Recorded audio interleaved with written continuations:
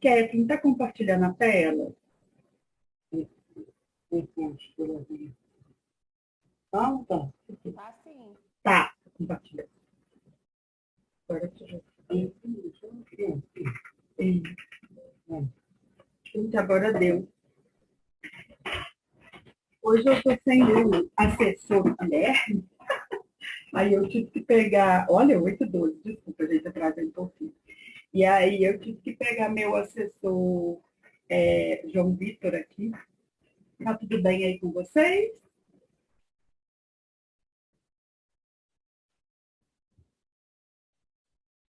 Tudo bem, meninas? Peraí, deixa eu ver.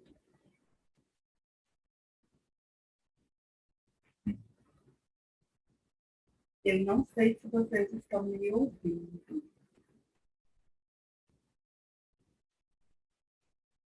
Vocês estão me ouvindo? Eu tô, ela. Ah, então tá. Então já deve estar tudo certo.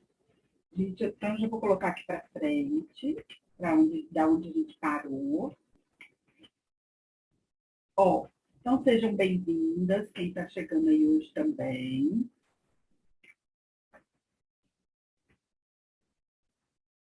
E vou só voltar aqui onde nós paramos.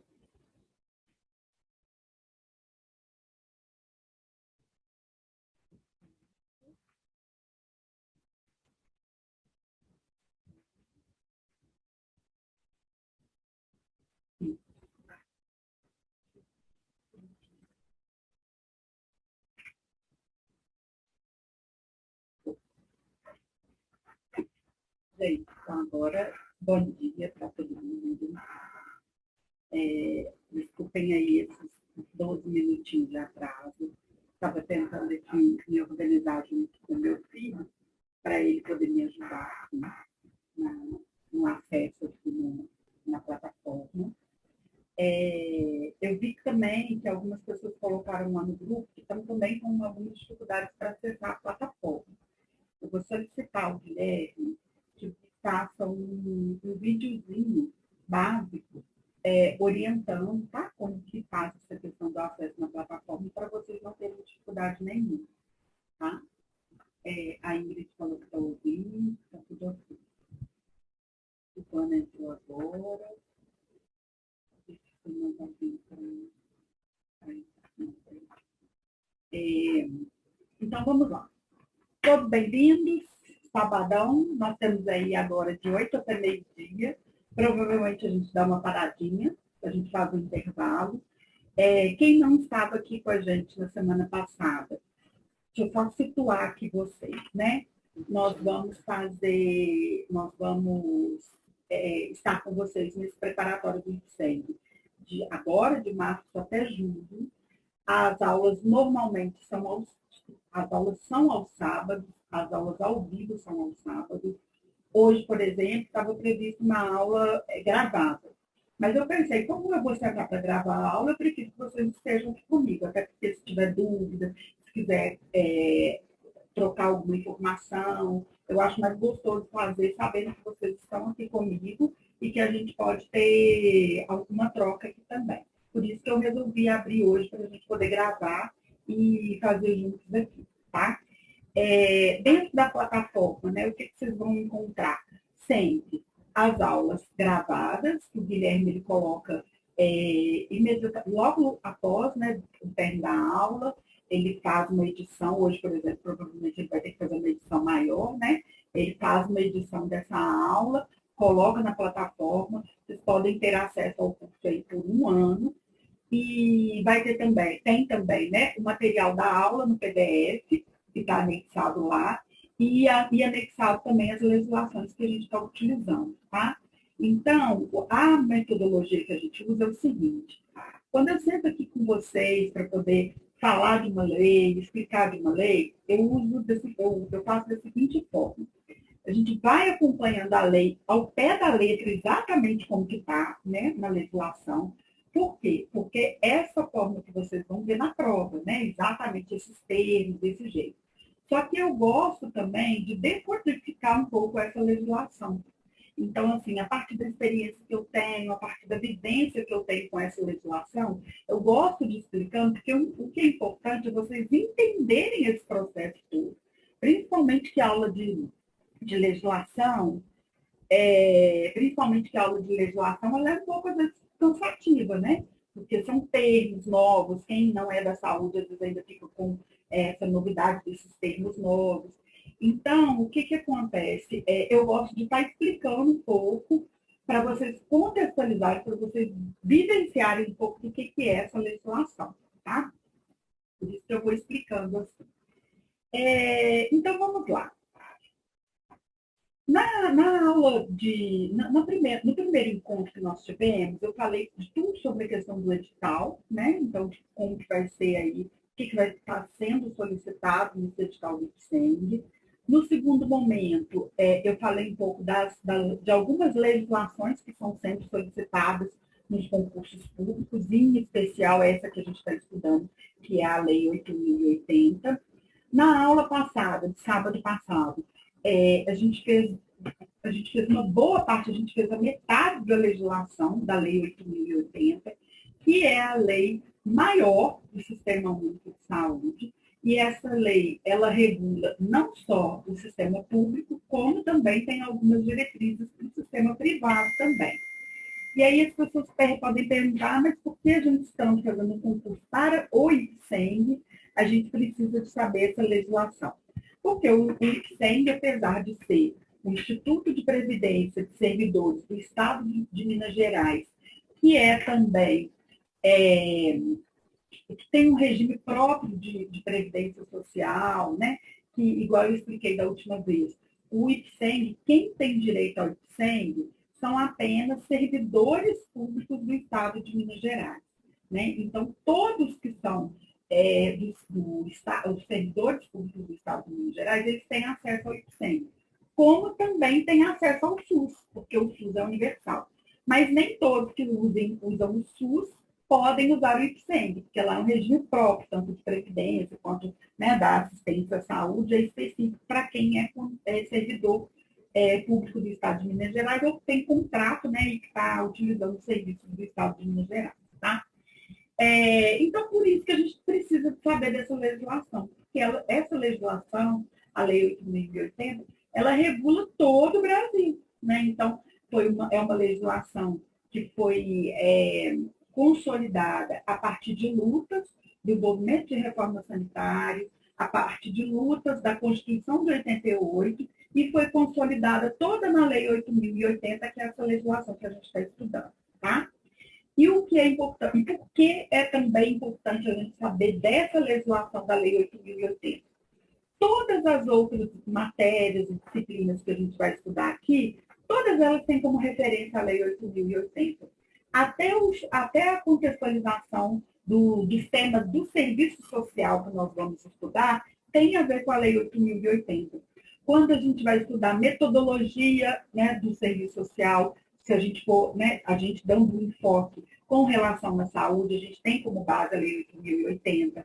Quando a gente vai estudar instrumentalidade do serviço social com a Yolanda Guerra, a gente vai entender que dentro da saúde nós temos instrumentais que a gente tem que utilizar, e aí também tem como base a Lei 8.080.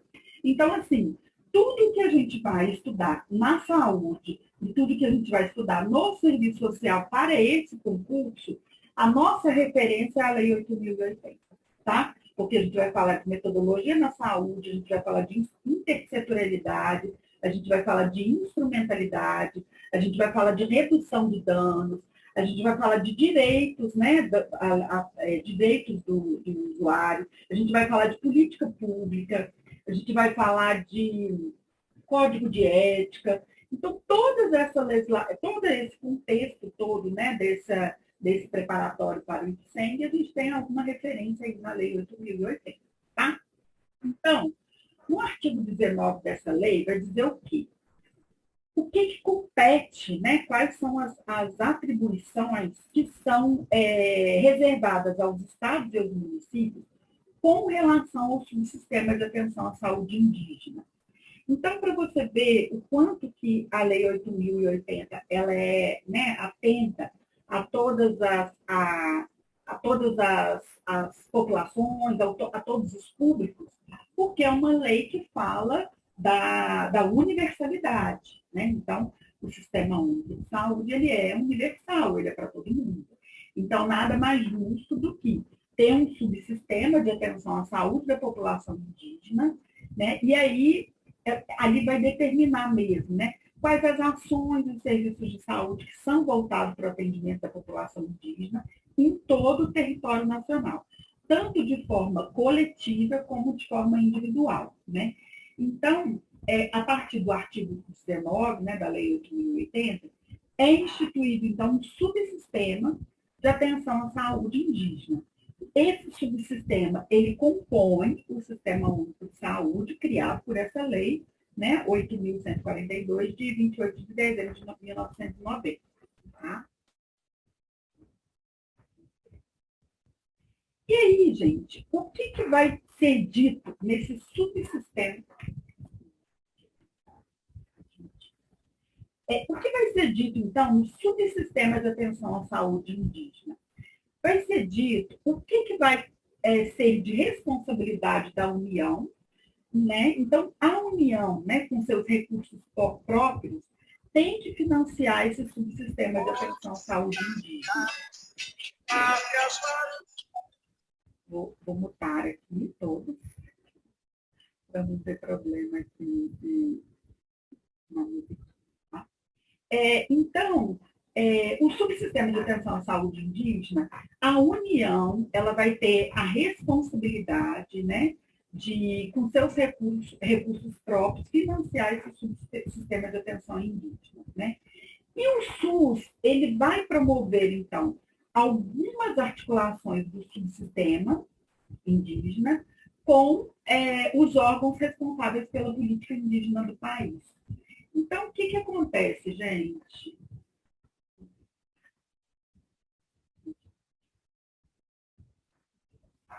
Então, o que acontece? Os estados, os municípios, as outras instituições governamentais e não governamentais, elas também poderão atuar de forma complementar no custeio à execução dessas ações. Então, gente, a União ela é responsável, então, por financiar o atendimento que é realizado à saúde da população indígena. Mas os estados, principalmente se a gente pensar em questão de territorialidade, né? Que a gente tem que entender que cada estado tem um perfil. Então, por exemplo, assim, tem estados que a gente tem uma população indígena maior, né? Uma concentração de população indígena maior. Então, os estados, os municípios, as instituições, tanto as instituições governamentais quanto as não governamentais, elas podem também atuar de forma complementar para custear, né, para financiar a execução dessas ações para a questão da população indígena. Tá? E a União, então, ela vai instituir alguns mecanismos de financiamento específico para os estados, para o Distrito Federal e para os municípios. Sempre que houver alguma necessidade de atenção secundária e terciária fora dos territórios indígenas. Isso aí eu quero explicar bem para vocês entenderem.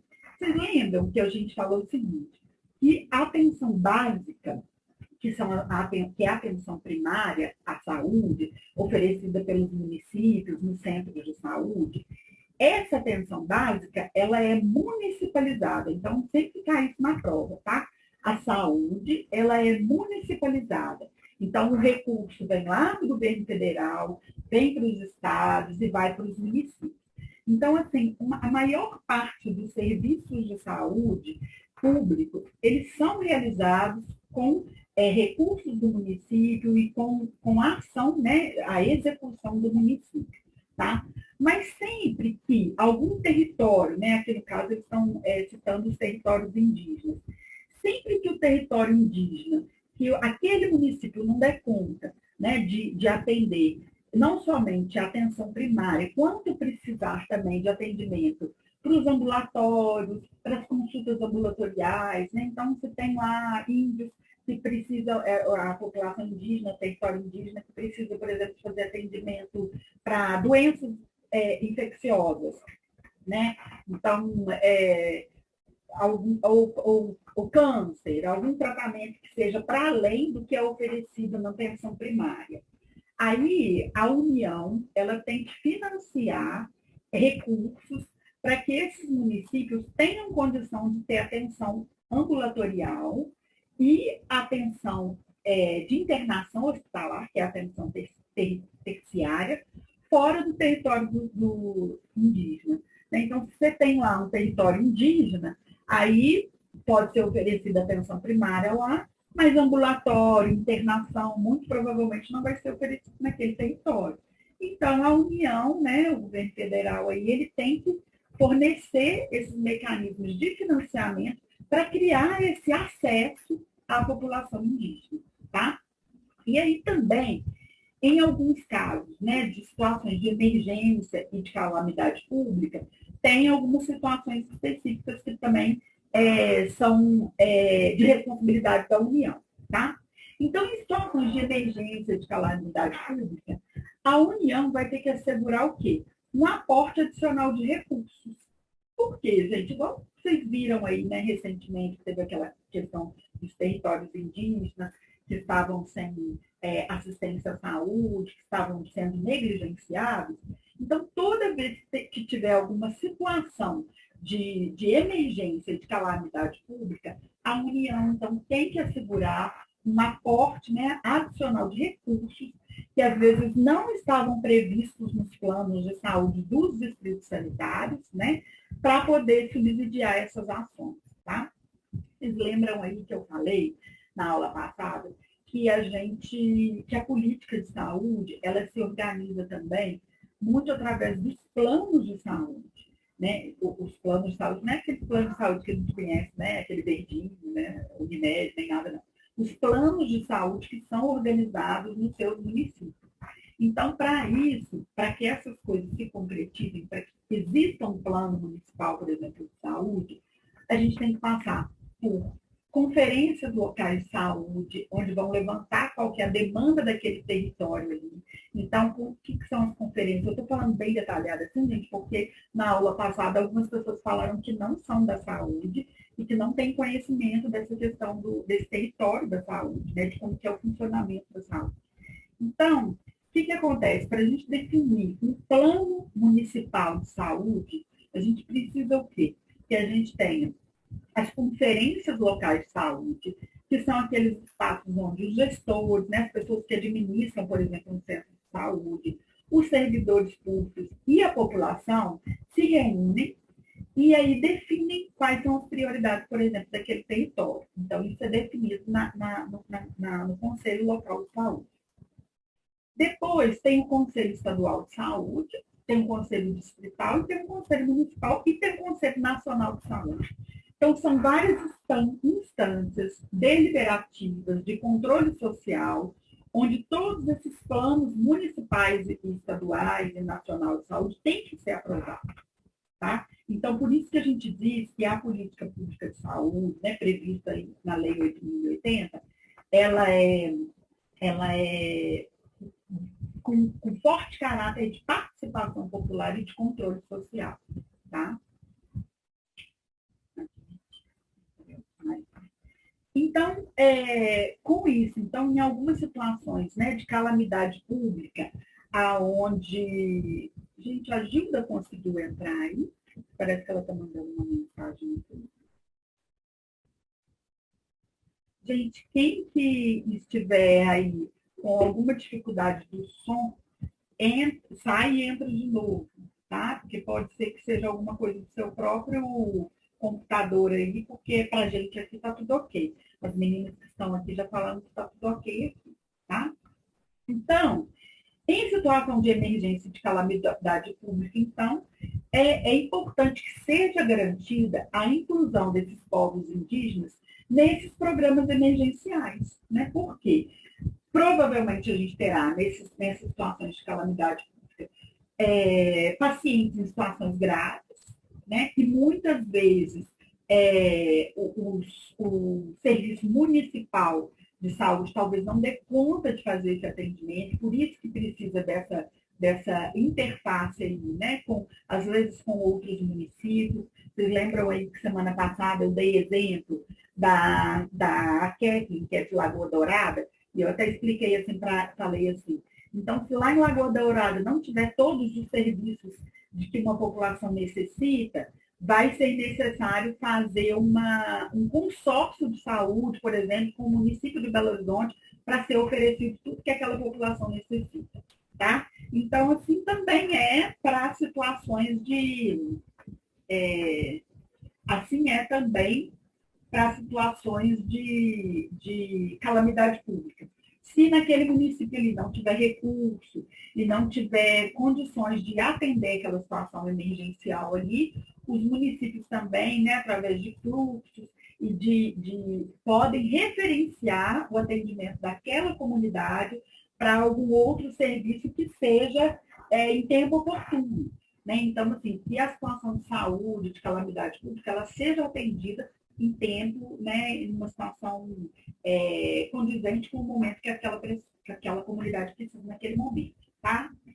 Então, assim, também, né, em situações, então são essas as situações de calamidade pública, aqui a gente está dando exemplo aqui do subsistema dos povos indígenas, tá?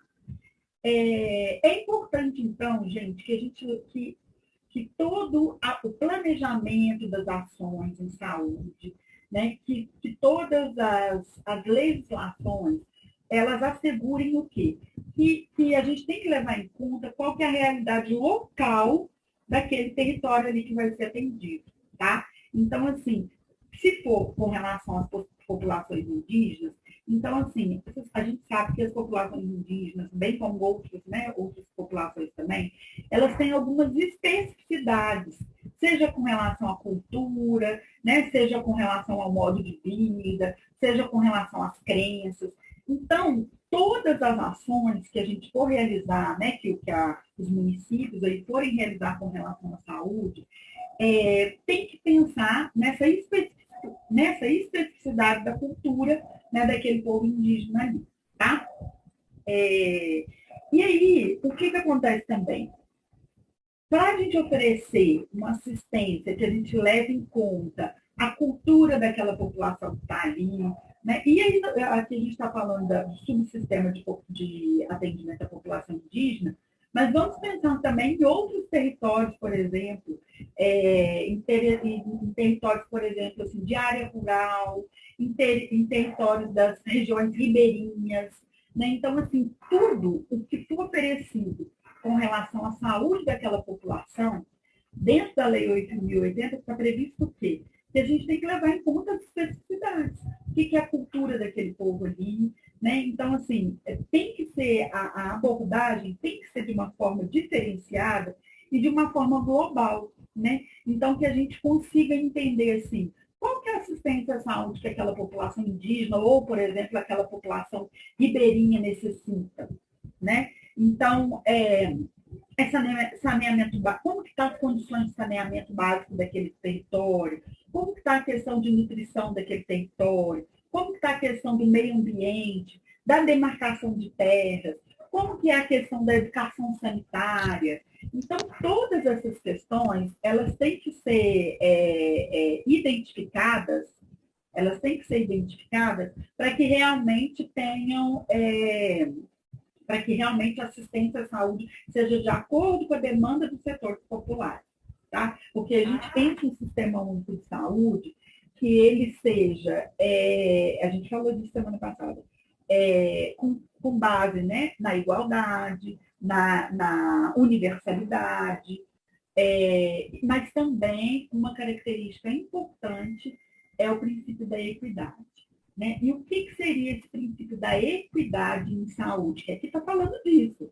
Quando você olha lá esse artigo 19 falando que a gente tem que levar em conta aspecto cultural, uma abordagem diferenciada, né? Uma abordagem global diferenciada, está falando muito do princípio da equidade. Por quê? Você tem que oferecer serviços públicos de saúde a todos, só que a gente tem que oferecer de forma diferenciada para quem precisa mais. Então, a quem necessita mais, tem que ser dado mais. Né? Aí sim a gente tem essa noção de equidade. Vocês lembram aí daquela. Tem uma imagem, quando as pessoas explicam sobre igualdade e equidade, quando a gente tem aquela imagem assim, que são pessoas em cima de de banquinhos, e aí assim, quando você trata todo mundo como igual, né? Aí você coloca lá todo mundo no mesmo patamar, no mesmo banquinho. Aí se tem uma pessoa que é mais alta, mais baixa, tem umas que vão ouvir, né, e ouvir e outras não. Quando a gente, quando a gente trata as pessoas, as comunidades, os territórios, de forma a levar em conta o princípio da equidade, o que, que a gente vai fazer? Para a pessoa mais baixinha, a gente vai dar um banquinho maior. Para a pessoa mais alta, a gente vai dar um banquinho menor. Então, isso significa o quê? É tratar, né, os iguais, mas assim, de forma desigual, de acordo com a demanda dele. Tá? Então, isso aí são princípios do SUS. Tá? Essa questão da equidade e tratar os iguais de forma desigual, no sentido de que para quem tem mais tem que ser oferecido, para quem tem menos tem que ser oferecido mais. Serviços públicos, não só de saúde, como das outras políticas públicas também. Tá? Então, em situações, né, de emergência, de calamidade pública também, o subsistema de atenção à saúde indígena, da mesma forma como o Sistema Único de Saúde, assim como o SUS, ele também é descentralizado, hierarquizado e regionalizado, tá? Então, esses aí também são princípios do SUS. Então, o que seria um subsistema de atenção à saúde da população indígena de forma descentralizada? Também da mesma forma. Então, vem recursos, né, lá da União, do governo federal, específicos para a política da atenção indígena, a saúde da população indígena.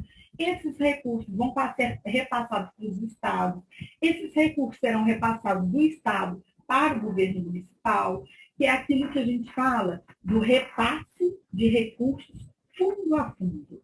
Então, vem do governo federal, vai para os estados e vai para os municípios. Por isso que a gente diz que a saúde é municipalizada. Tá? Então, o recurso vem de forma descentralizada. As ações, elas são realizadas de forma hierarquizada. O que significa isso também, né?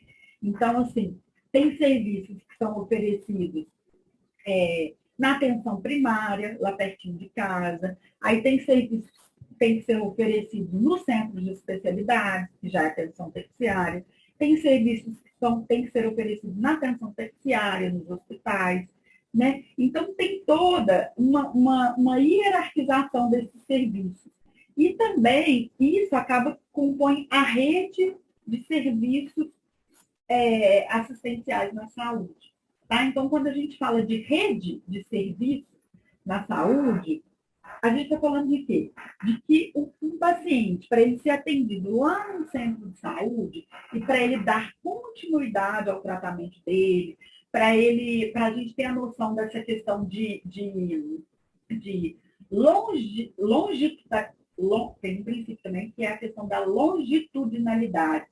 Então, assim, é daquele paciente ser atendido de forma longitudinal ao longo do tempo, tá? Então, para isso, às vezes, ele vai precisar de não só um atendimento da atenção primária, mas do ambulatório e dos hospitais também, tá? E também ele vai ser necessário atender aquele paciente de forma longitudinal ao longo do tempo.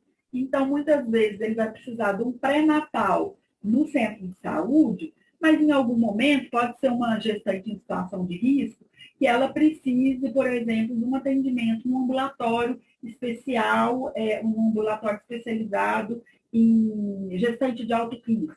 Aí foi para o ambulatório. Pode ser que essa gestante pode ser não, ela vai precisar de ter uma internação. Então, ela vai para um atendimento terciário, tá? Então, assim vai. Atendimento primário, secundário, terciário e ao longo do tempo, acompanhando ciclos de vida daquele paciente. Tá? Então, por exemplo, um paciente, uma gestante, quando a gente fala na saúde, que a gente oferece um atendimento no formato de ciclo de vida, é porque a gente está atendendo aquela gestante.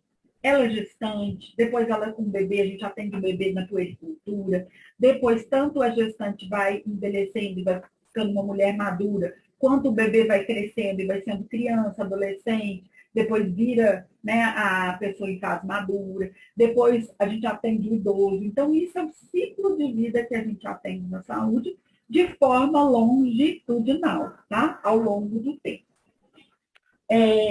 Então, gente, o SUS, ele atende dessa forma, de forma descentralizada, de forma hierarquizada e de forma regionalizada também, tá?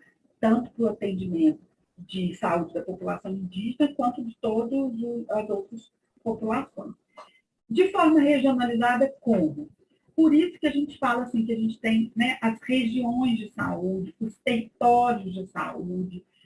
Por exemplo, quando você está lá no seu centro de saúde, por exemplo, se você mora igual eu aqui, Sagrada Família. Então, assim, a minha região aqui é atendida pelo Centro de Saúde Horto. E aí, então, é um território, é uma região ali. E esse território do Centro de Saúde Horto, por exemplo, ele faz parte da Regional Leste. Então, você vê como que a saúde é territorializada. Né? Então, em Belo Horizonte, a gente tem 9 territórios, 9 regionais de saúde. Né? Então, nós temos aqui a Regional Leste, onde eu estou, a Regional de Venda Nova, a Regional da Pampulha, Centro-Sul, Norte, Noroeste, Nordeste e Barreiro. Tá? Então, são 9 distritos sanitários, são 9 regiões, tá? Por onde os serviços são oferecidos. Então, aí dessa forma dá para vocês entenderem aí como que são essas diretrizes do SUS, descentralizado, hierarquizado e regionalizado. Tá? A rede SUS, né, então, ela deve obrigatoriamente fazer o registro e a notificação da declaração de raça, de cor, garantindo que as pessoas sejam identificadas, né, e que elas sejam atendidas, por exemplo, no sistema público de saúde, de acordo com a caracterização delas.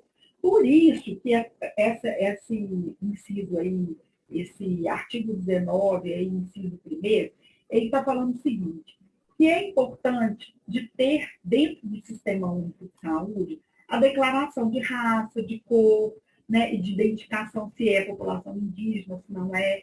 Por quê, gente? A partir da identificação do sujeito é que a gente cria política pública. Então, por exemplo, agora recente na Secretaria Municipal de Saúde, tem uma comissão que está estudando tudo sobre as populações mais vulneráveis. Tudo. Então, as populações em situação de as pessoas em situação de rua, os indígenas, né, os quilombolas, várias populações que existem aqui no município.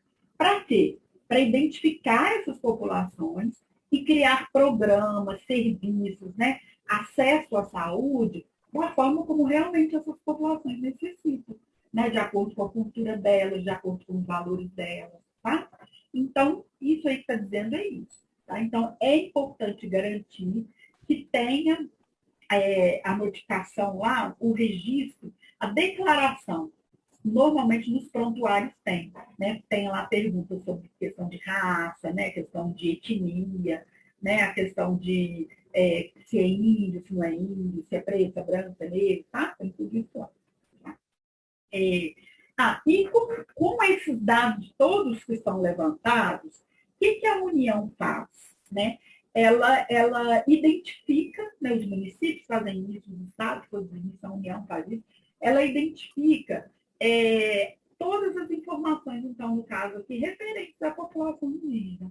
Tá? E aí, para isso, esses dados são todos computados, e aí por isso que a gente vê, quando a gente vê censo, quando a gente vê esses dados, né? populacionais que são apresentados, muitos desses dados são identificados através dos serviços públicos de saúde, tá? Porque serviço público de saúde, escola, assistência, né? Então, essas políticas de saúde, assistência e educação são as políticas públicas onde mais a gente consegue reconhecer e identificar os públicos que são atendidos. Porque a gente tem espaços, né? Formulários, questionários e espaços aí no prontuário eletrônico, por exemplo, que faz você identificar isso. Tá? E aí, por que essa identificação é importante? É importante porque a partir da identificação que você cria política pública que vai realmente ao encontro daquela população. Tá? E aí, com isso, com esses dados todos levantados, a União, então, ela tem que integrar esses sistemas de informação da rede do SUS. Né? Então, assim, a política de informatização e do sistema de informações do SUS, ela tem que ser muito, muito, muito efetiva. Né? Porque esses dados todos têm que conversar entre si, né? Para que a gente realmente tenha, para que as pessoas realmente tenham acesso a políticas de saúde de qualidade. Tá? E aí, o SUS, né, ainda nessas situações de emergência, de calamidade pública, né, ainda falando desse subsistema de assistência à população, à população indígena, o SUS também ele serve de retaguarda e de referência a esse sistema de atenção à saúde da população indígena. Né? Então, para isso, o SUS ele tem que se adaptar, né, à estrutura do Sistema Único de Saúde, à organização do Sistema Único de Saúde nas regiões onde residem, né, populações indígenas, tem que se adaptar para eles. Né? Tem que se adaptar para eles. Hoje a gente está mutando as pessoas aqui, não é por falta de educação. É porque senão sai o som aqui e aí pode prejudicar vocês aí e a gravação também, tá? Mas quem quiser falar é só levantar a mãozinha aí ou fazer algum comentário aí no chat que eu abro para a gente discutir, tá? Então, as populações indígenas, elas têm acesso garantido ao SUS, né? Tanto em âmbito local, regional, em centros especializados também, de acordo com as suas necessidades. Tá? E aí, vocês podem me perguntar, nossa, mas é tudo tão perfeito assim, né? Tem tudo isso, o SUS tem tudo isso. Com relação às populações mais vulneráveis, existem esses serviços, sim, mas a avaliação que eu faço, né, se a gente for fazer uma análise institucional, uma análise conjuntural, é que esses serviços existem, mas não necessariamente tem alguém que está riscando. Maria, Sandra, está riscando a apresentação aí. Mas que não necessariamente atendem a todos, no sentido de que a gente precisa de ampliar recursos, né, gente? Vocês viram aí a situação dos povos indígenas que estavam sem nenhuma assistência. Né? Então, quando a gente fala, né, que o SUS ele é amplo, ele é democrático, ele é plural, ele atende diversos tipos de populações, ele sim tem recursos específicos para cada uma dessas populações. O que a gente precisa é de ampliação de recursos, tá? Por isso que a gente fala, o SUS, quando as pessoas falam, né? O SUS não funciona. Aí, se a gente pensar, por que talvez o SUS não funciona no seu território lá, né? No seu bairro, que você vai e procura um atendimento, demora uma consulta ambulatorial, uma consulta especializada. A proposta e a estruturação do SUS ela é muito bacana. Só que ele é universal, gente, ele é para todo mundo. Então, você imagina o montante de recursos que é preciso existir para que dê assistência digna para todos. Entendeu? Essa é a questão do SUS. Não é que ele é maravilhoso, ele não funciona. Ele não funciona em algumas situações, porque a gente precisa de mais recurso público. Tá? E o que a gente tem visto, né, nesses governos mais liberais aí, é que tem uma retirada desses recursos, né, do Sistema Único de Saúde, muitas vezes às vezes é fruto de fala, né, roubo que eu quis dizer, não, não é roubo, né, eu estou querendo falar de fraude que tem no SUS, com recursos públicos, desvio de verbas, desvio de verbas. Então, muitas vezes, o que acontece no SUS hoje, quando a gente vê, né, que a gente ainda não tem aquele SUS que nós merecemos, do atendimento em tempo, na hora que a pessoa precisa, né? Quando às vezes a pessoa vai consultar e às vezes ela tem uma consulta com ortopedista, demora um ano para consultar, é porque a gente realmente precisa de mais recursos e que esses recursos sejam altamente fiscalizados, para que eles não se desviem do objetivo dele inicial, tá? As populações indígenas também, elas têm direito de participar desses organismos colegiados, né? Que é o que eu falei antes, que eu mais cedo, né? Que tem o Conselho Nacional de Saúde, os conselhos estaduais, os conselhos municipais, os conselhos locais de saúde. Então, toda instância, a gente usa o termo nas provas cai sempre, que são as instâncias deliberativas, né? Então, o que são essas instâncias deliberativas? São esses espaços de controle social, de participação popular, onde comunidade, sociedade civil, servidores públicos, sociedade, usuários, gestores, eles deliberam sobre como vai ser empregado aqueles recursos na saúde. Tá? Então, quando a gente fala que os conselhos eles são espaços de controle social e eles são deliberativos, eles deliberam, eles decidem para onde vai os recursos de saúde. E as populações indígenas também têm direito a participar desses espaços coletivos, tá?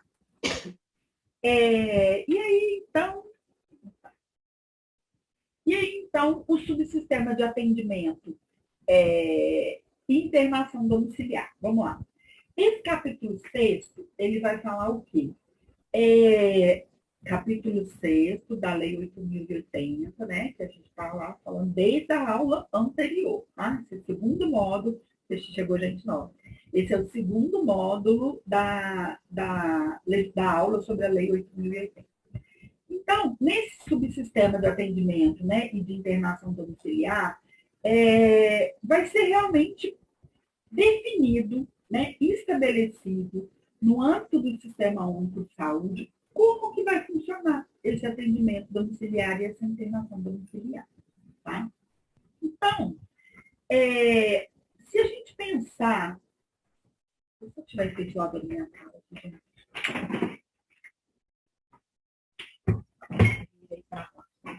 Virei para lá, estava ficando até gelada. Então, o que acontece? Quando o SUS está lá nessa legislação, nesse capítulo 6 aqui, quando o SUS, na Lei 8.080, no capítulo 6, vai falar de cuidado integral do paciente no domicílio, é para a gente realmente pensar que o quanto que o SUS ele tem um compromisso com todo esse ciclo de vida do paciente, todas essas fases por qual o paciente passa.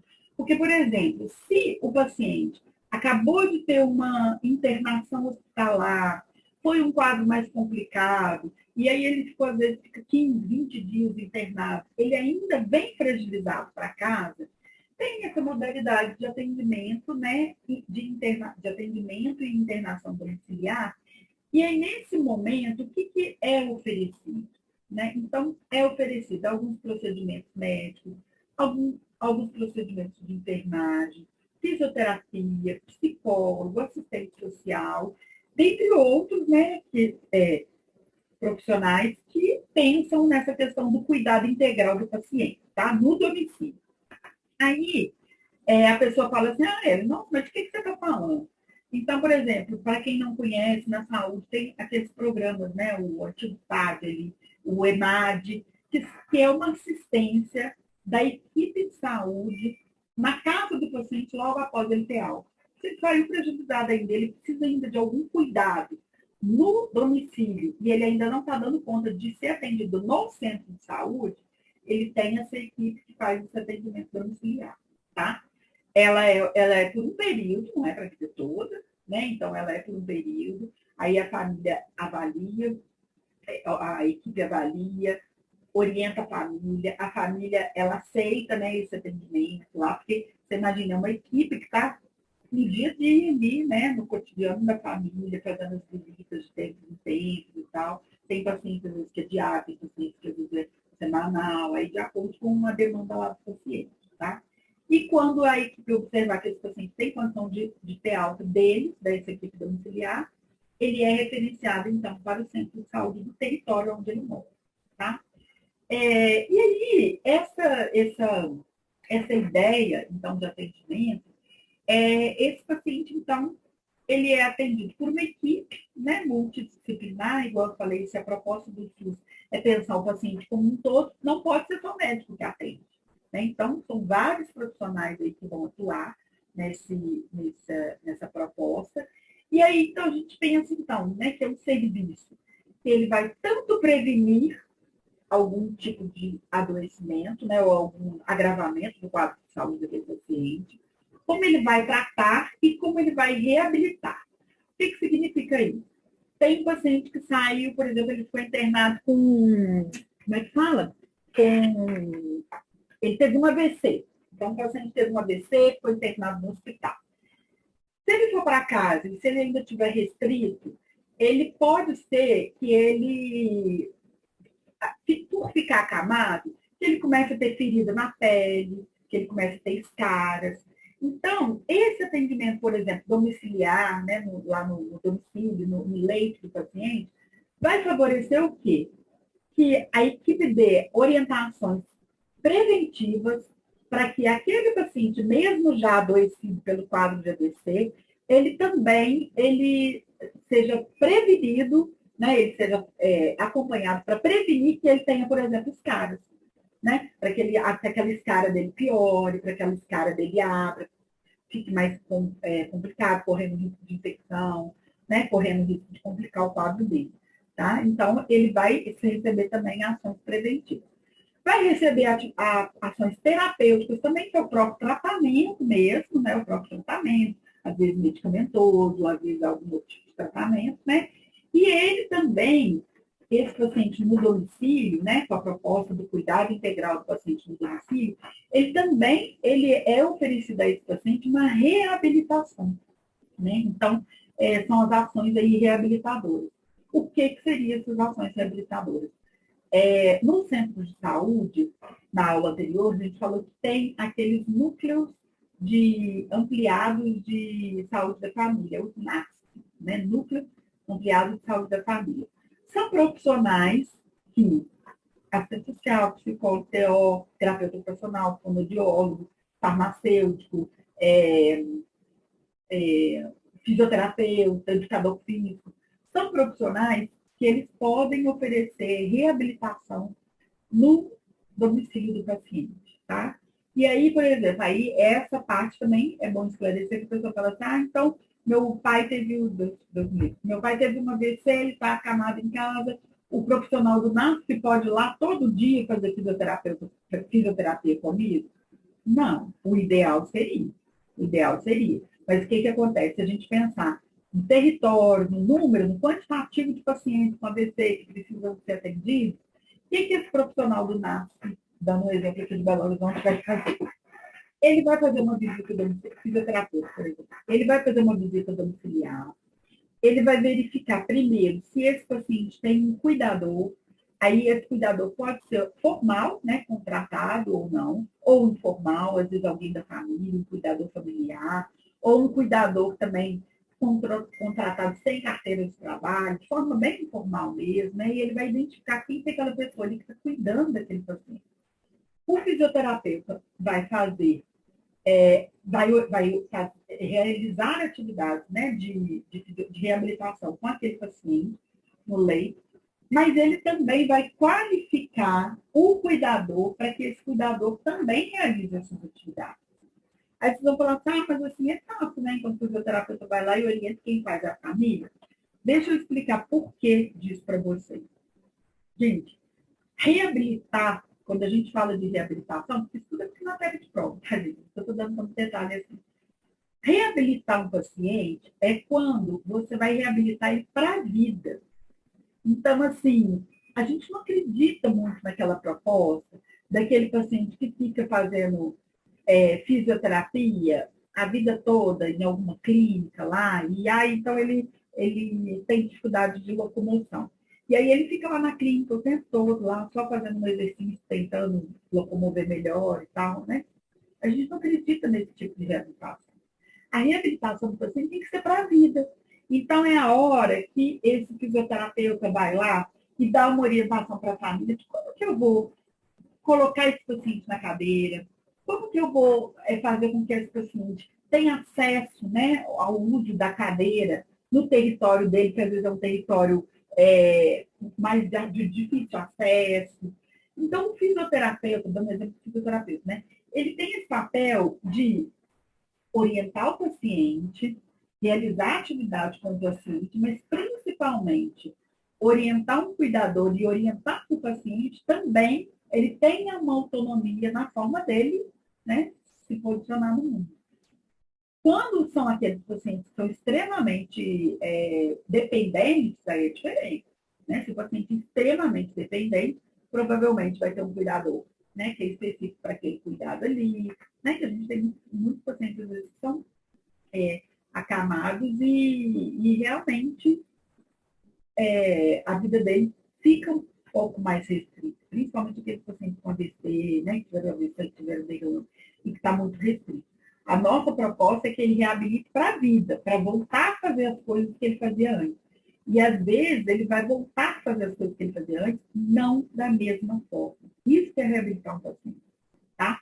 E também tem aqueles casos, que é importante colocar, né, no cuidado do integral do paciente no domicílio, daqueles casos, daqueles pacientes que estão numa fase terminal mesmo, e que, às vezes, o cuidado que é oferecido no domicílio é um cuidado referente a um paciente, são cuidados paliativos que a gente fala. Então, às vezes, aquele paciente está muito fragilizado mesmo, que a equipe já falou que, né, que os dados vitais dele estão comprometidos, que às vezes a alimentação dele está comprometida, que a respiração dele está comprometida. Né? Então, tem alguns indícios que aquele paciente ali está numa fase terminal, e aí é oferecido, através dessa equipe, o atendimento domiciliar, mais para os casos dos pacientes em cuidados paliativos. Tá? Que a gente fala paliativo, que é no sentido assim, não vai modificar muito aquele quadro do paciente. A gente vai estar oferecendo uma assistência à saúde para ele, para oferecer conforto para esse paciente, já que ele está naquele processo do ciclo de vida que tem a ver com a questão da finitude. Tá? Então, é isso. Esse atendimento, né, internação domiciliar, ele só vai ser realizado, lógico, né, se tiver indicação médica, quando o paciente sai do hospital, ou quando o paciente está em casa e tem uma indicação médica de que essa orientação, esse acompanhamento seja dado e que realmente o paciente, a família concorde, né? Então, assim, eu já vivenciei situações aqui no centro de saúde, aqui onde eu trabalho, aonde o paciente foi, gente, esses casos é bom para a gente exemplificar, porque a gente aprende muito com eles, né? Inclusive por conta da questão da legislação. Enquanto o assistente social tem que estar atento à legislação, por quê? Olha que situação. Era um caso de uma paciente, uma idosa, que estava internada, situação grave, né, fase terminal. E aí, lógico, né, o hospital propõe que o paciente, em fase terminal, em situação de cuidado paliativo, que ele retorne, que ele permaneça na casa dele. Então, tem muita gente que às vezes questiona isso, sabe? Fala, nossa, por que aquele paciente é tão grave? E ele vai, e a equipe médica libera ele para ir para casa. Quantas vezes a gente já ouviu isso, né? Só que você tem que entender todo o contexto. É muito diferente quando um paciente está sendo liberado para casa por conta de um hospital que às vezes só pensa na questão da rotatividade de leito, quando às vezes é um hospital que tem uma lógica muito privada, e aí aquele paciente está ocupando um leito, é diferente. Né? É diferente quando você está num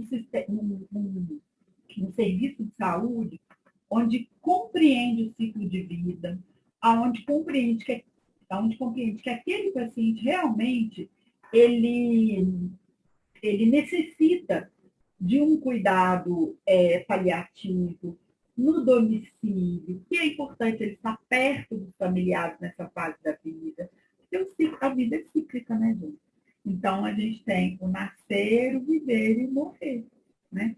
E aí, então, às vezes, para alguns familiares, para alguns profissionais, para a sociedade civil em geral, às vezes não entendem esse processo. Por isso, que o assistente social ele tem um papel fundamental no acompanhamento desse paciente em fase terminal e em cuidados paliativos, tá?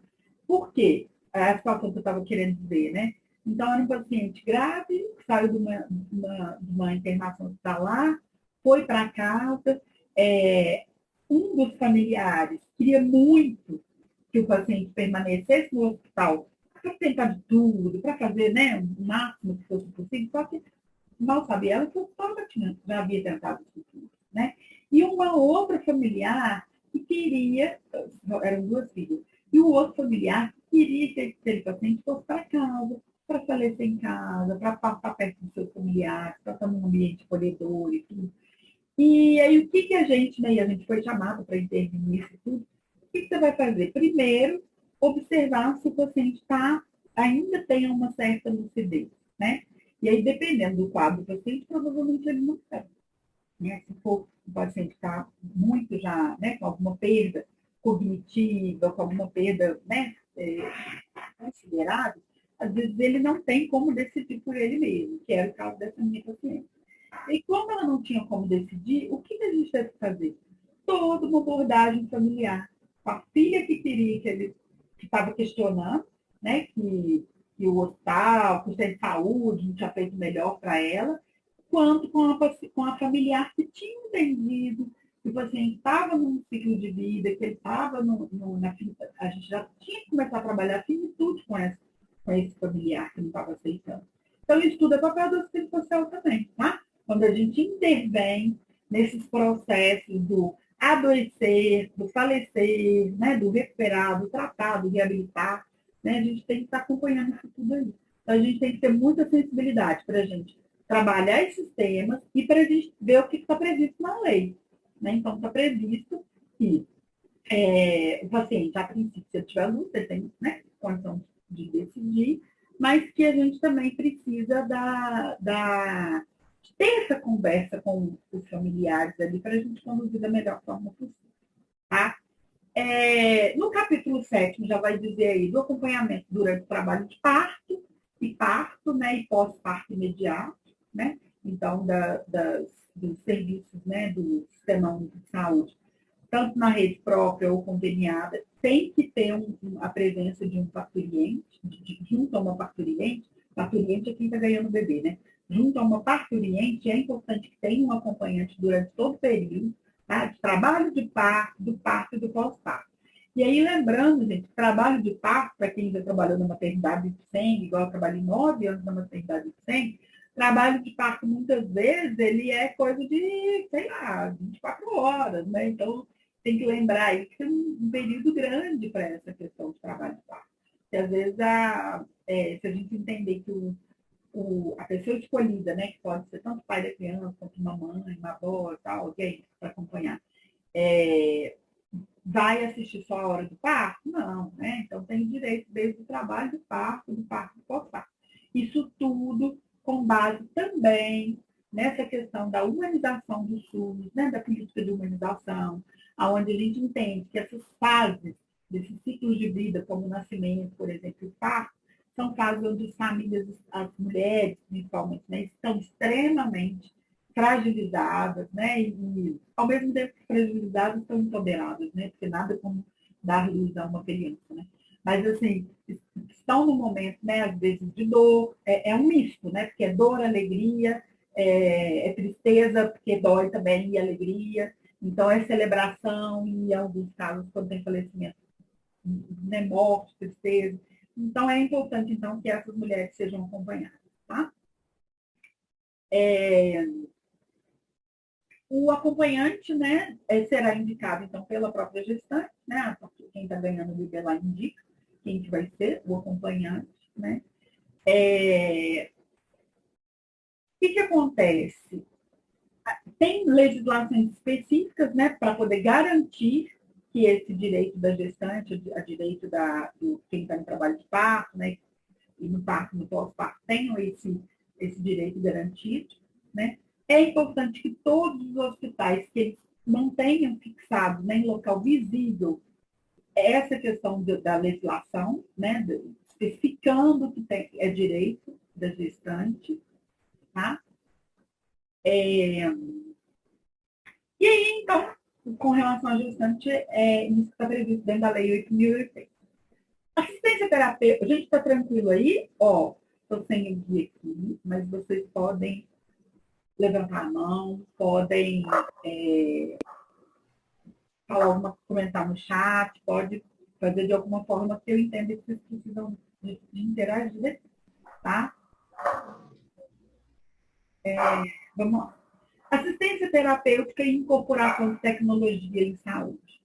Então, dentro desse... Vamos lá.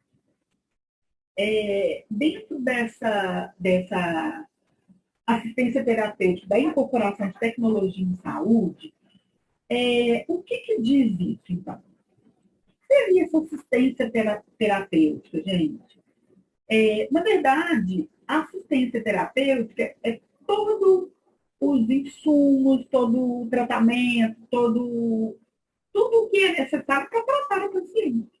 Né? Então, dentro da assistência terapêutica, o que tem dentro dessa assistência terapêutica? Né? No artigo 19 diz lá. Né? Então, é a dispensação de medicamentos, de produtos de interesse para a saúde, né, daquele cidadão, a prescrição desses produtos e desses medicamentos tem que estar em conformidade com as diretrizes terapêuticas que são definidas em protocolo clínico. Então, eu vou explicar isso muito bem para vocês, tá? Então, o que acontece? O paciente está lá em tratamento, vou dar um exemplo meu aqui, que é o que eu acompanho na Secretaria de Saúde de Belo Horizonte, que são os pacientes em tratamento do tabagismo. Então, para esse paciente ter assistência terapêutica, né, alguma tecnologia, algum serviço voltado para o seu tratamento de saúde, ele precisa de ter a dispensação, por exemplo, se for avaliado pelo clínico, pelo farmacêutico, que ele necessita de medicamento, que é a bupropiona, ou de adesivo, por exemplo, de nicotina, o que vai ser feito? Ele tem que ter uma prescrição, né, ele tem que ter uma prescrição do que está sendo, do que ele vai usar, né? E essa prescrição, esses medicamentos, os adesivos, no caso aqui do tabagismo e a bupropiona, tem que estar de acordo com protocolos clínicos. Então, gente, o que são esses protocolos clínicos, né? Os protocolos clínicos, eles vão determinar ali, os protocolos clínicos, eles vão determinar ali como que o tratamento vai ser realizado, tá? Então, por isso que dentro do Sistema Único de Saúde, né, aí está previsto dentro da Lei 8.080, qual que é a importância do protocolo clínico? O protocolo clínico diz o quê? Que aquele paciente que vai tratar, ele vai ter a segurança de que ele vai ser tratado com um tratamento que tem evidência científica. Por exemplo, vamos dar um exemplo aqui recente da pandemia, que foi aquele auê danado com relação ao uso de cloroquina, daqueles todos os tratamentos que não estavam previstos em protocolos clínicos, né? Em legislações, em protocolos clínicos, em regulamentações, por exemplo, pela Anvisa. Então, tudo o que o paciente necessita de assistência terapêutica, ele precisa, então, estar tratado dentro dos protocolos clínicos, tá? Vamos lá. E aí, Então, o que que seria essa assistência terapêutica? Né? Então, ofertar procedimento terapêutico, às vezes em regime de atendimento domiciliar, às vezes em atendimento ambulatorial, hospitalar, né? Esses protocolos, eles são oferecidos tanto pelo SUS, né, esses atendimentos, essa assistência terapêutica baseada nos protocolos clínicos, vão ser realizados tanto por serviços próprios do SUS, como também com convênios e contratos. Né? Então, por isso que às vezes assim, vocês falam, a gente fica sabendo assim, aquele paciente está tratando no hospital tal, ou então, por exemplo, paciente de reabilitação. Às vezes ele está tratando na clínica tal. Não, mas por que está numa clínica particular? Porque o SUS tem convênios, né? Tem serviços conveniados e contratados, e para a gente oferecer assistência de forma, o acesso mais rápido, às vezes pela quantitativo que é recebido no serviço público, é necessário, então, fazer esses convênios e contratos, tá? Mas lembrando também que tanto essas instituições conveniadas e as instituições contratadas, elas têm que estar tudo com base, com respaldo nos protocolos clínicos, né, em todo o funcionamento correto do Sistema Único de Saúde. Tá? Inclusive a questão de pagamento. Porque você imagina se essa não tiver uma regulação para acompanhar como são pagos os serviços de saúde nas redes privadas e conveniadas. Né? Então, seria muito recurso desperdiçado, seria muita fraude, seria muito roubo, seria muito desvio de verba. Né? Então, para isso tudo tem que estar pautado nas questões nas diretrizes, aí, nos princípios do SUS. Tá? E aí, o que é liberado também? Né? Então, para oferecer essa assistência terapêutica, aí, né, o que seria essa assistência terapêutica? Então, é importante também que os pacientes recebam órtese, próteses, bolsas coletoras, equipamentos médicos. Né? Então, vocês lembram aí, né, daqueles pacientes que a gente atende muito no centro de reabilitação, no CREAD, que são aqueles pacientes que fizeram, por exemplo, teve um câncer, aí teve uma retirada de uma parte do intestino, teve que colocar uma bolsa de colostomia, e aí essa bolsa, né, de colostomia, onde fica as fezes do paciente lá, ela é disponibilizada, por exemplo, pelo SUS. São materiais caros, né? Então, os pacientes que saem, às vezes, da rede particular, né, de assistência à saúde, muitas vezes depois eles caem lá no centro de reabilitação para poder ter acesso a essas bolsas aí de tratamento para quem faz, para quem é um paciente que a gente fala que é ostomizado. Né? Então, foi feito um procedimento dele, que ele, às vezes, tirou uma parte do corpo dele, e ele é considerado, inclusive, né, ele tem direito a assegurar as pacientes com deficiência, porque o organismo dele já não está funcionando como era antes. Então, isso eu estou lembrando, porque já vou falando aqui dessa questão do direito, tá? Do serviço social. Então, são pacientes que são ostomizados, que ficaram com algumas sequelas e que aí eles também têm algum direito assegurado à pessoa com deficiência. Tá? Então, isso tudo é oferecido para eles. Órtese, prótese, bolsa coletora, equipamentos médicos. Eu gosto de citar o exemplo para vocês verem a dimensão do Sistema Único de Saúde.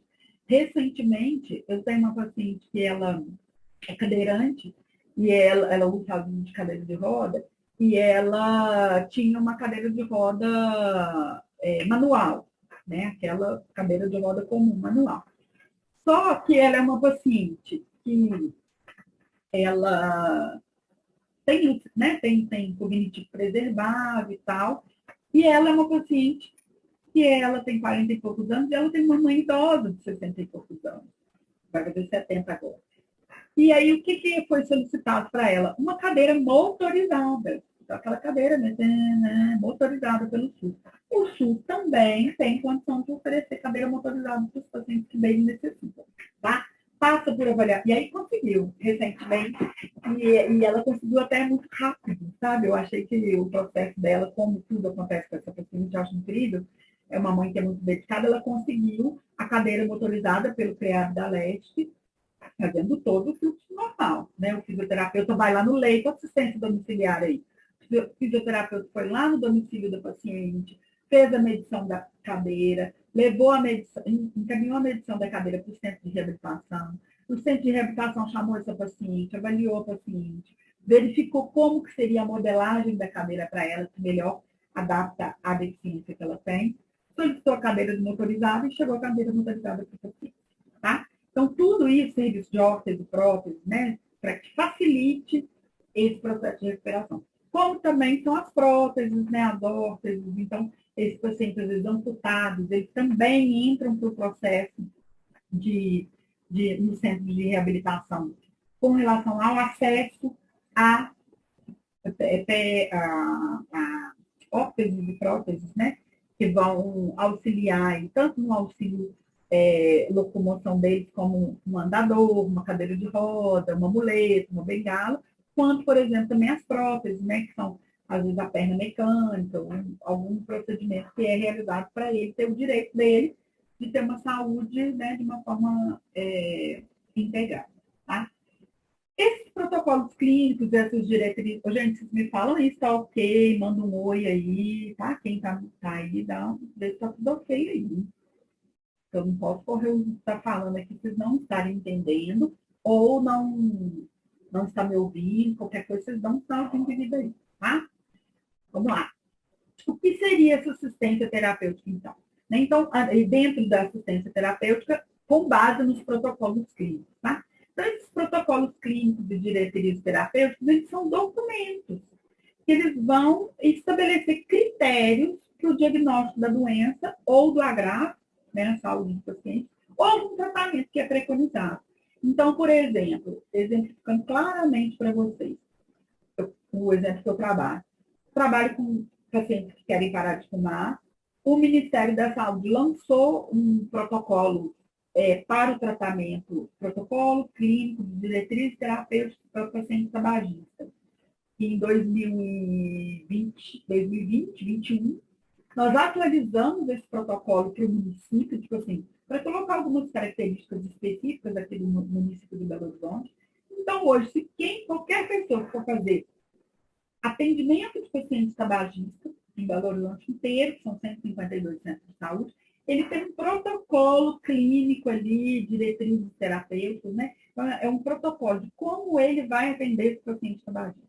Tá? Então, os protocolos clínicos e essas diretrizes terapêuticas, o que seria? O protocolo clínico é o documento em si que define. E as diretrizes terapêuticas é como ele vai tratar.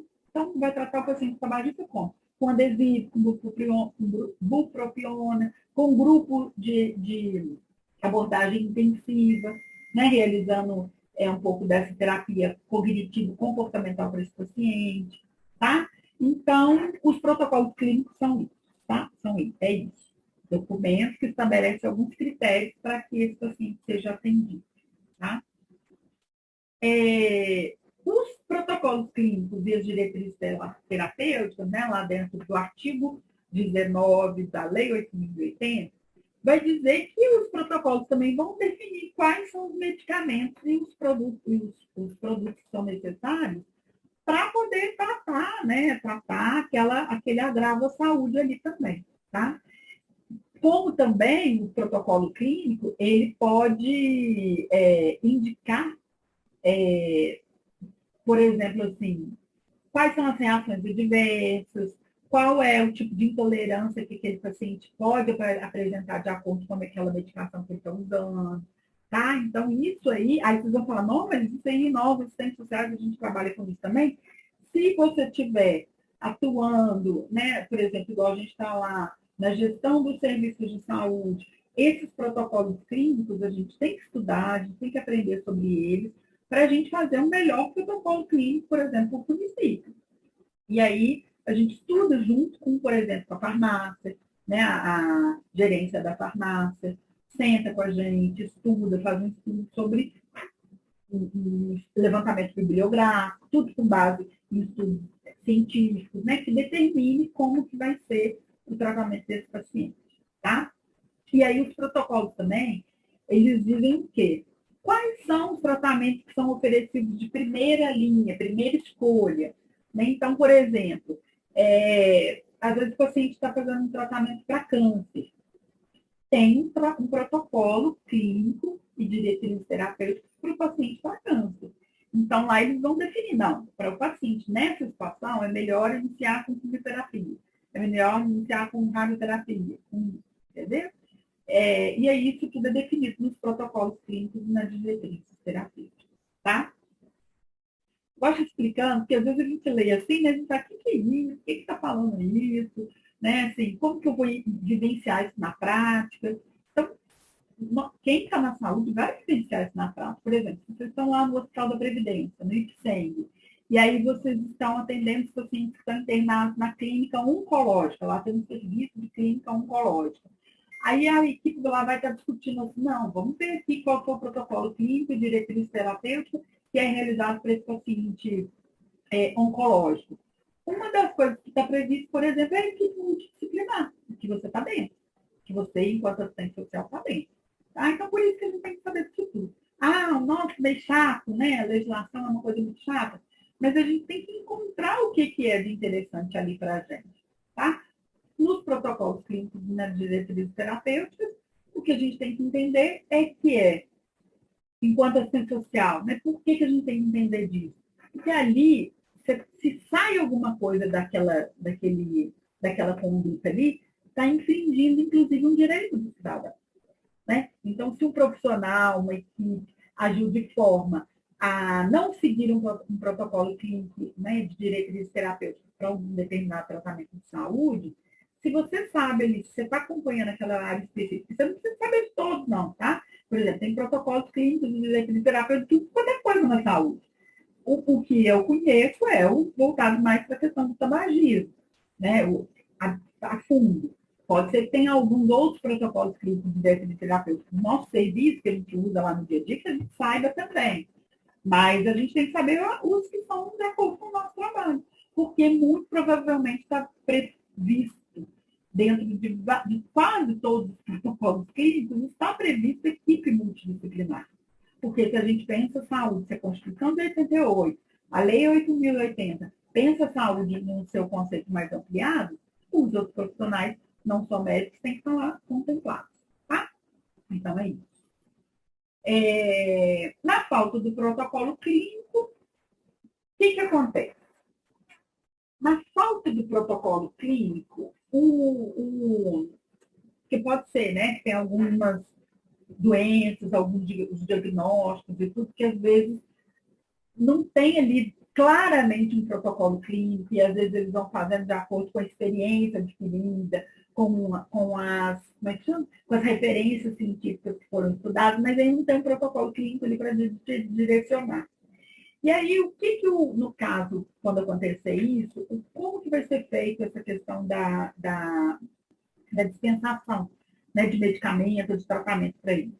Primeiro, tem uma base, tem uma relação de medicamentos que é instituída por todos os gestores, né, tanto no âmbito do federal quanto depois nos municípios, que, que é, que é que é determinado, então, qual, por exemplo, é o medicamento que é liberado para o SUS para fazer o tratamento, por exemplo, sei lá, de novo, de câncer. Então, se a pessoa está fazendo um tratamento de câncer, qual que é a medicação que é liberada para aquele paciente que faz tratamento de câncer? Um dos que eu lembro aqui, por exemplo, tamoxifeno, né, que é um medicamento, eu lembro que eu acompanhava muito no IPSENG, inclusive, né, mulheres com câncer de mama, lá no sétimo andar, né, que tinha uma parte da maternidade e uma parte de cirurgia de mulheres. Essas mulheres internavam lá para fazer tratamento em função de um câncer de mama. Era, às vezes, retirado o nódulo, retirado uma mama, e ela precisava de um tratamento. Então, se não tivesse um protocolo clínico que direcionasse esse tratamento para essa mulher com câncer de mama, o que a gente teria que, o que a equipe, né, o médico, o farmacêutico, o que tinha que olhar lá? Qual que é o medicamento, então, que é liberado, que foi pactuado em todas né, as comissões aí do Sistema Único de Saúde, que é para o tratamento de câncer? Um exemplo aí, o tamoxifeno, é uma medicação que é liberada, entendeu? Então, A falta do protocolo clínico, o que vai dizer? É a lista de medicamentos também, tá?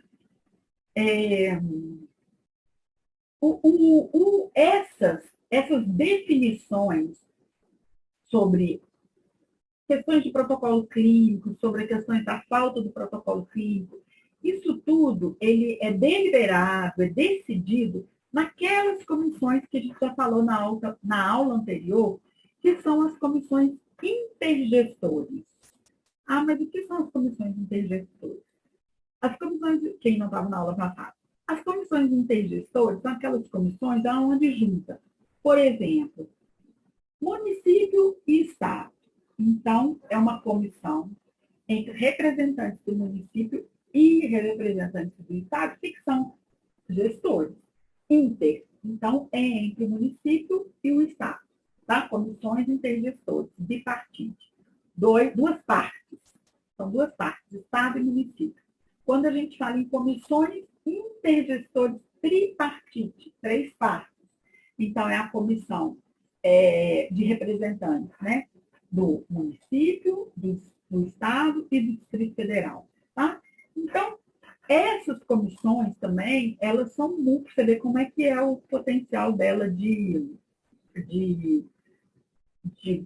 gestão mesmo, né? Essas comissões, elas são comissões que definem, que deliberam, que resolvem, que concluem, né? Então, o papel delas é muito importante, tá? Então, sempre que não tiver um protocolo clínico, tudo, essas comissões, elas vão definir. Então, na verdade, como que vai ser aquele atendimento vai ser prestado, tá?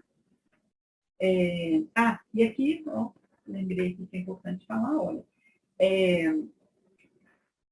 tudo o que é decidido de importante, né? E tudo na saúde é importante, mas assim, tudo que é uma decisão que envolve recurso, que envolve serviços, que envolve posicionamento mesmo, dessa questão da evidência científica, tudo tem que ser decidido e tem que ser pactuado no Conselho Municipal de Saúde, tá, gente?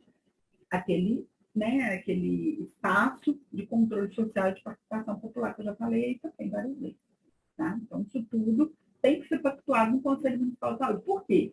Como que um governo federal, um Estado e um município, uma comissão tripartite, três partes, vai definir uma coisa e o nosso município, por exemplo, não vai tomar parte disso?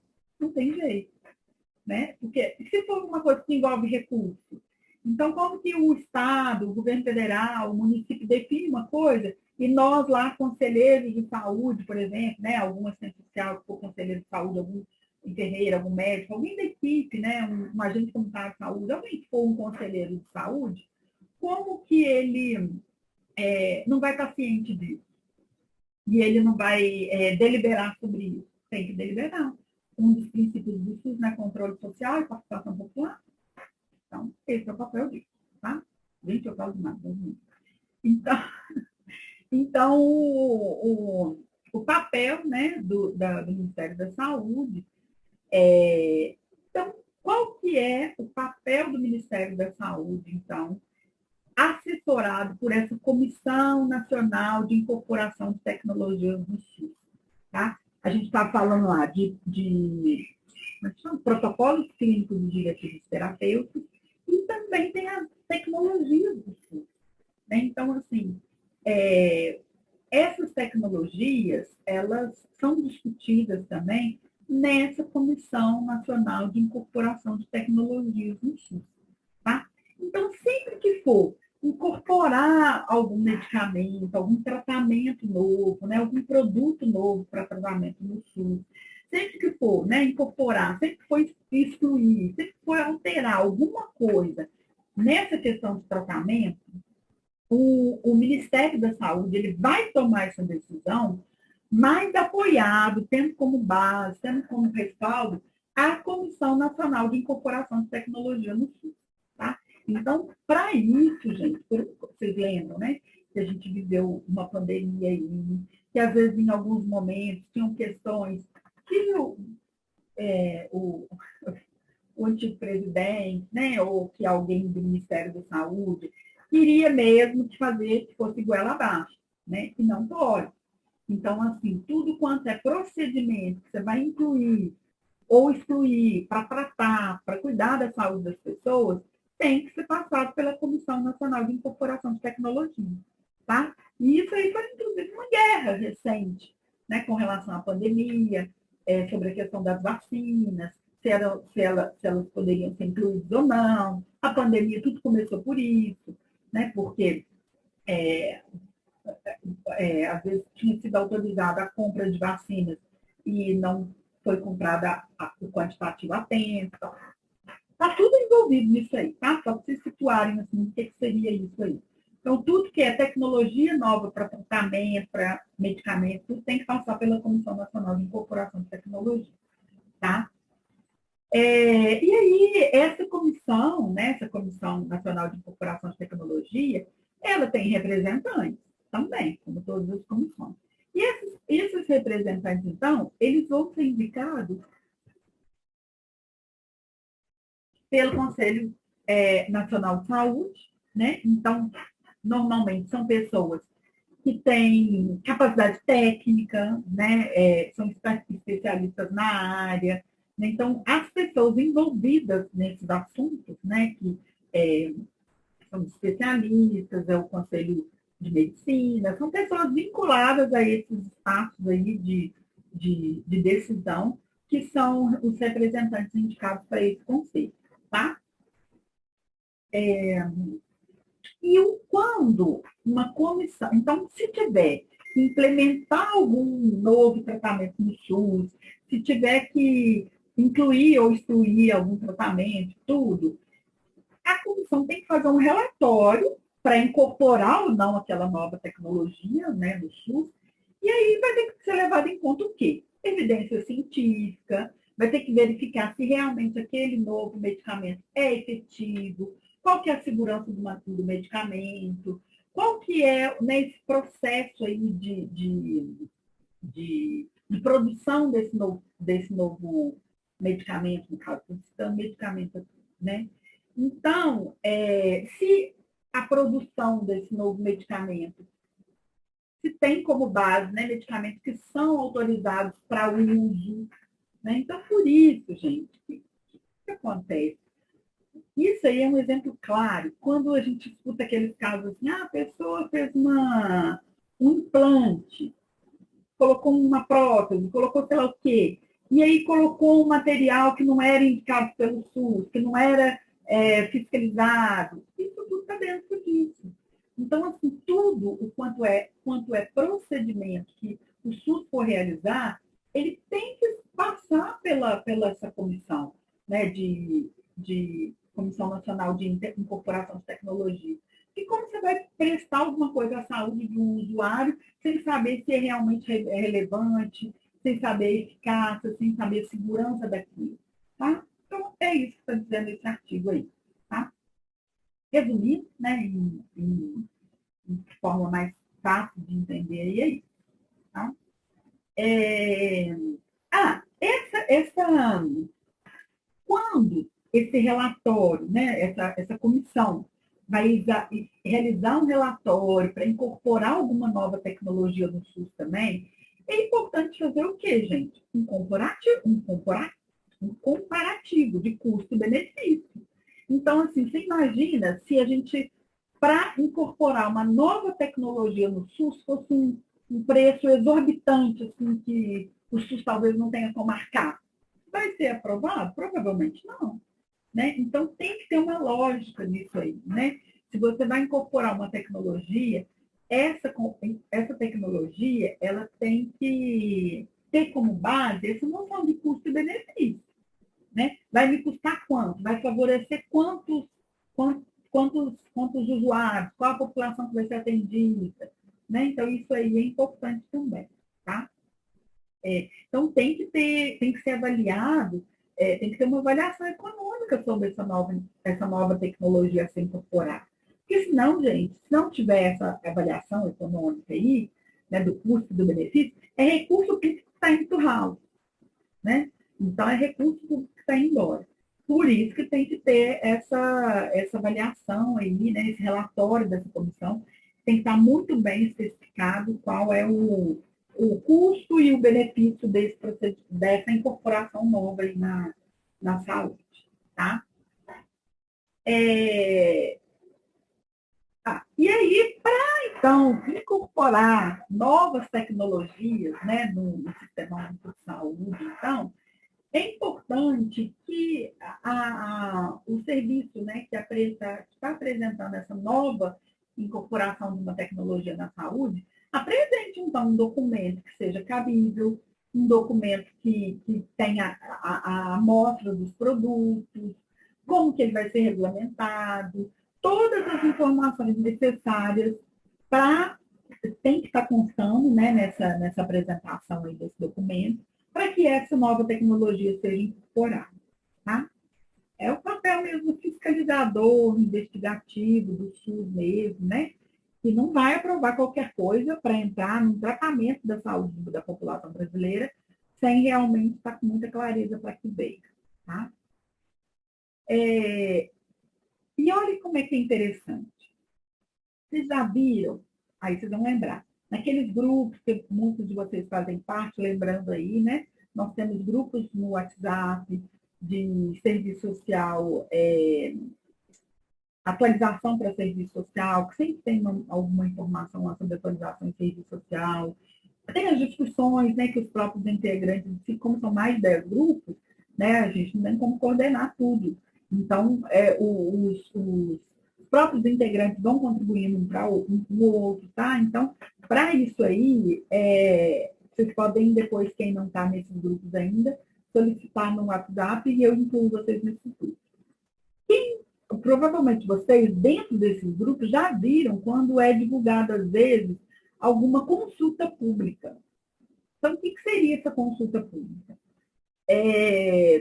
O Ministério da Saúde ele lança essa consulta pública, que é um instrumento mesmo para que as pessoas, né, todas as pessoas interessadas no assunto, tenham condição de validar aquilo, né? De opinar sobre aquilo, de validar sobre aquilo. Então, sempre que vocês verem, né, alguma coisa que tem a ver com o nosso trabalho, que tem a ver com a política pública que você está atendendo, né, dentro da saúde, você vai ter uma consulta pública, por exemplo, sobre a questão da nutrição, né? Aí, se você é nutricionista, se você entende, se você trabalha com isso, tudo, você pode ir lá, a partir da leitura lá das questões que são apresentadas na consulta pública, dar a sua opinião também. Tá? Então, quando é para realizar incorporação de nova tecnologia no SUS, é realizado também essas consultas públicas. Tá? Pode ser realizado também audiência pública, consulta pública, audiência pública. Por exemplo, pode também ser realizado dispensação, né, dessas matérias para outros membros ali do Ministério da Saúde, para que realmente sejam avaliados, para que realmente a matéria em questão seja analisada para ser aprovada ou não. Tá? Então, em cima, gente, de muita responsabilidade, sabe? Eu vejo muito isso, a grandiosidade da política pública que é o SUS, a responsabilidade de um gestor do SUS, né, como um secretário, um ministro da saúde, um secretário de saúde, um secretário local, municipal de saúde. Né? Então, a gestão ela tem muito compromisso com a implementação, né, de políticas aí que vão atender realmente ao uso diário. Tá? Então, realmente, a gente tem que ter muita clareza sobre isso, que o SUS realmente, para ele ter a resolutividade que ele tem que passar por muitos detalhes. Tá? E aí é importante, olha como é que isso é importante também. Pode ser que, às vezes, com essa questão, né, dos estudos, das pesquisas, dos estudos das evidências científicas e tal, pode ser que, às vezes, alguma instituição, algum setor faça algum algum procedimento, né, cirúrgico, experimental, ou algum procedimento clínico lá experimental, mas se essas pessoas utilizaram medicamentos ou, ou alguns produtos que não foram autorizados pela Agência Nacional de Vigilância Sanitária, então, se tiver que ter algum pagamento ou algum reembolso pelo procedimento que foi realizado, não vai ter. Por que não vai ter, gente? Se você está usando um produto que não foi regulamentado, né, que não foi autorizado pela a Agência Nacional de Vigilância Sanitária, você também não vai poder ser ressarcido por isso, não. Né? Então, alguma instituição, algum setor aí faz uso de algum produto que não foi autorizado pela Agência Nacional de Vigilância Sanitária, depois necessita de reembolso ou de ressarcimento, e se esse produto não foi regulamentado, não adianta. Não adianta não, porque não vai ter, porque tem que comprovar que esse produto foi regulamentado, tá? Autorizado pela Agência Nacional de Vigilância Sanitária. Tá? Ou também fazer.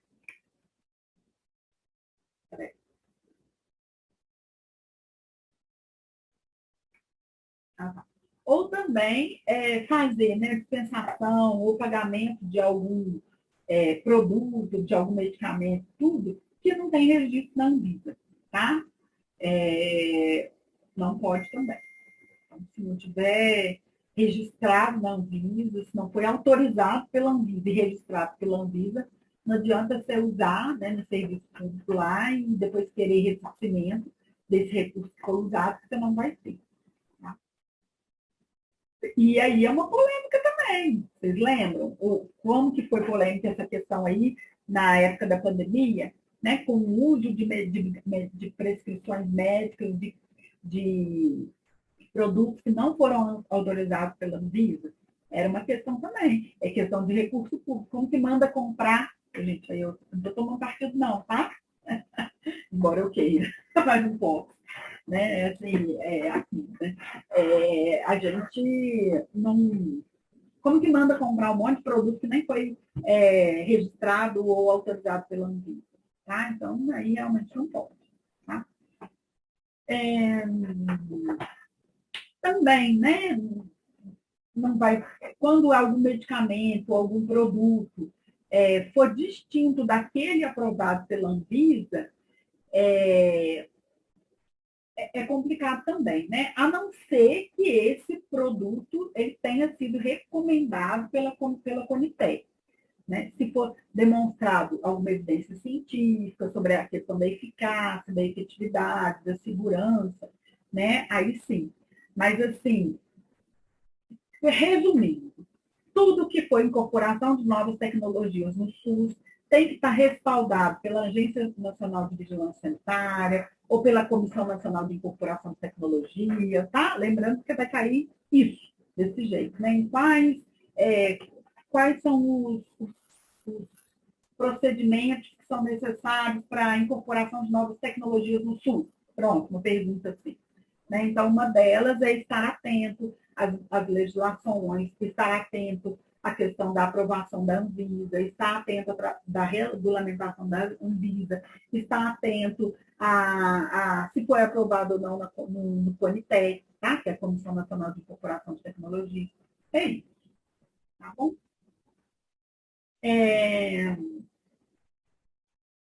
Tá. E também a responsabilidade financeira, né, pelo fornecimento de medicamentos, produtos de interesse para a saúde ou procedimentos, né, de que se trata isso aí, que é a incorporação de novas tecnologias no SUS, tudo tem que ser pactuado naquela famosa comissão intergestores tripartite. Tá bom? Vamos lá. Vamos lá. Gente, são 10 para as 9. 10 para as 10. Vocês querem? Eu quero. Deixa eu beber rápido.